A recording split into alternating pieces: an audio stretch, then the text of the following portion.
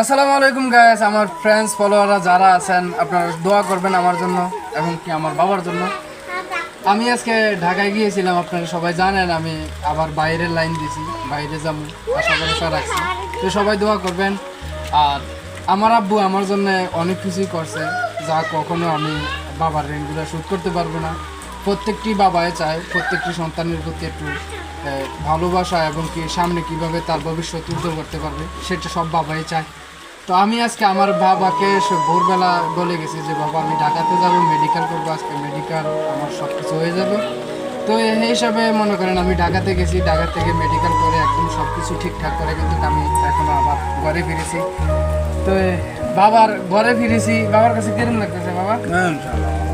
হ্যাঁ আমি খুব খুশি, আমি অত্যন্ত খুশি। খুশি আপনি? হ্যাঁ আমি অত্যন্ত খুশি। তো দোয়া করেননি আমার লাগে? আল্লাহ যখন সহি সালামতে নেয়, হ্যাঁ দুই চার পয়সা যখন কামাই করতে পারো, আল্লাহ যখন কফি হ্যাঁ। তো মূল উদ্দেশ্য আমি যাইতাম না আসলে, আমার বাবাটার দিকে দেখে কিন্তু আমার খুব কষ্ট লাগতেছে। এর লাগে আমি মূল উদ্দেশ্য আপনাদের কাছে বলি, আমি এই জন্যে আবার প্রবাসে রওনা দিচ্ছি। তো সবাই দোয়া করবেন, আমার বাবার জন্য দোয়া করবেন, আমার মার জন্য দোয়া করবেন, সবাইয়ের জন্য সবাই দোয়া করবেন। এগুলো আমার ভিডিও শেষ করছি। সবাই আমার পেজটা ফলো দিয়ে সাথে থাকবেন।